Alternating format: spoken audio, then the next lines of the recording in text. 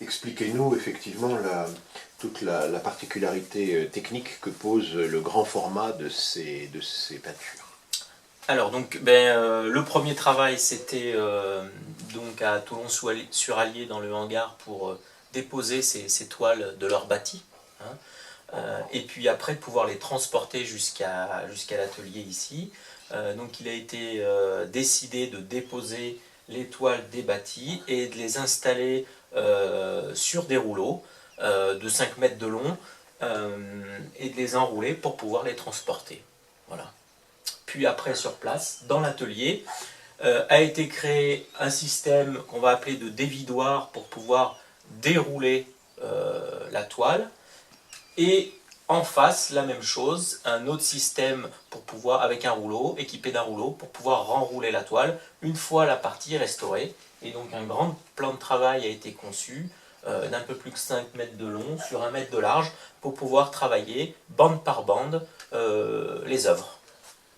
Vous avez donc décloué toutes les toiles des châssis, décollé toutes les toiles collées des contreplaqués.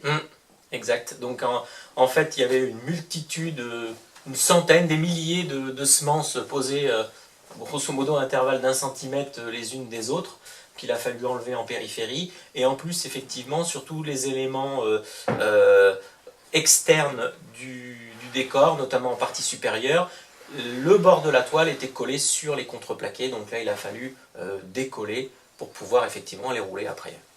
Et les contreplaqués eux-mêmes seront changés. Les contreplaqués étant déformés par le temps, par l'humidité, par tout ça, seront changés. Le bâti sera conservé, sera restauré, mais les contreplaqués seront changés pour, on va dire, une meilleure stabilité et une meilleure tension de l'ensemble.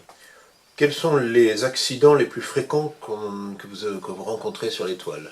Alors, au niveau du support, je dirais que les principaux, c'est des accidents, type trou, type déchirure. Après, la toile est plutôt encore de bonne qualité, les fibres ne sont pas trop oxydées, donc c'est pas nécessaire d'intervenir sur la totalité, ou par exemple comme un rentoilage, c'est pas nécessaire, juste des pièces pour consolider les accidents et les déchirures. Après, sur toute la périphérie du support, on mettra ce qu'on appelle des bandes de tension, qui elles nous serviront à la remise en tension à la fin du travail sur les bâtis. Et après, le gros travail aussi est au niveau de la couche picturale, puisqu'on a un phénomène important qui est un phénomène de pulvérulence de la couche picturale, c'est-à-dire que c'était une peinture à base de gouache. Cette gouache, vous voyez, est devenue pulvérulente, c'est-à-dire quand on frotte le doigt dessus, on retrouve de la couleur sur le doigt. Donc le premier travail, c'est déjà de refixer cette peinture pour ne plus en perdre. Puis après, il y a donc un autre problème, c'est un problème de taches. Alors taches sous forme de déjection d'oiseaux, par exemple ici en blanc. Donc là, on fait plutôt dans un premier temps une intervention mécanique, puis après une intervention de retouche colorée. Et après des taches sous forme de taches d'humidité, comme là par exemple, où là on intervient sous forme de réintégration colorée. Alors on va dire que ce problème de réintégration colorée a été le gros travail d'un point de vue technique au niveau des recherches techniques, et on a mis au point un système de réintégration avec des pastels secs, entrecroisés, donc plusieurs passages au pastel sec, entrecroisés de couches de résine pulvérisée pour fixer tout ça. Quand il y a un trou, qu'est-ce qui se passe? Alors donc, sur la partie haute de la colonne ici, on avait donc problème de déchirure et donc de trous, de lacunes. On a mis une pièce au revers pour maintenir toutes les lèvres des déchirures et la périphérie de l'accident et du trou. Et après sur la face, compte tenu qu'il y a une lacune de support, on remet une pièce de toile à l'endroit de la lacune pour combler cette épaisseur et être au même niveau que la couche d'origine. Voilà. Et après, sur toute la périphérie du décor, pour pouvoir le retendre, comme on le disait tout à l'heure, donc là on voit bien sur la colonne ce système de bande de tension effrangé, donc à l'arrière, ça on ne peut pas le voir puisque c'est derrière le bâti, mais effrangé pour que ça ne marque pas la couche picturale, que ça fasse un passage, pour qu'à terme effectivement voilà, il n'y ait pas de marque et qu'on ne voit pas mes bandes de tension. Voilà. Et c'est ces bandes de tension qui vont nous permettre de retendre sur le bâti. Donc voilà, là on a un exemple parfait qu'on crée des différentes taches d'humidité sur la colonne.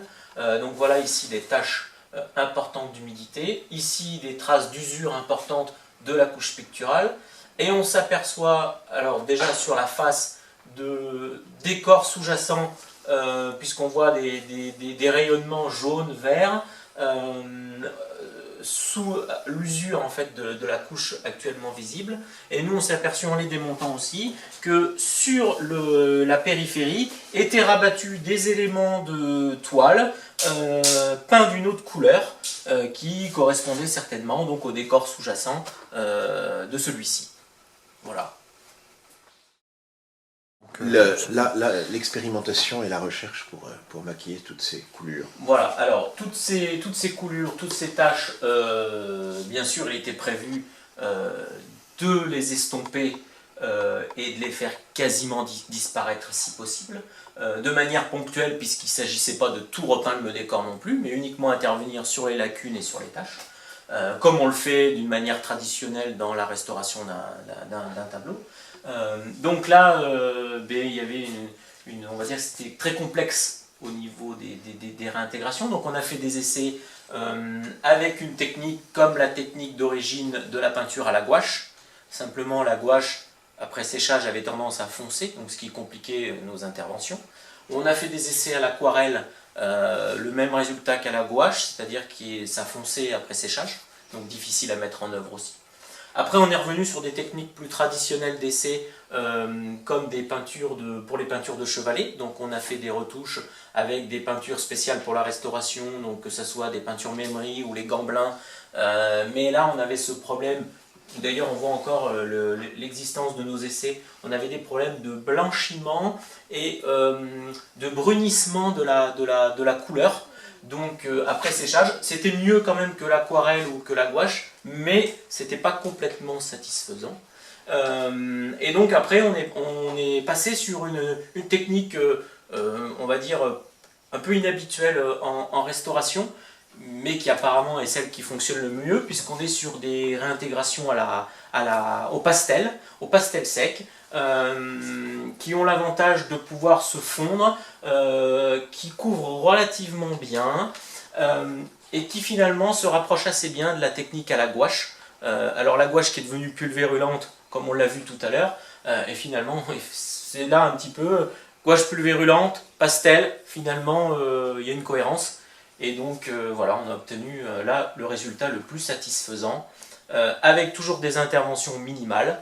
Et voilà. Et par contre, on est obligé de protéger et de fixer nos réintégrations au pastel par le même fixatif qui nous a servi à fixer la gouache.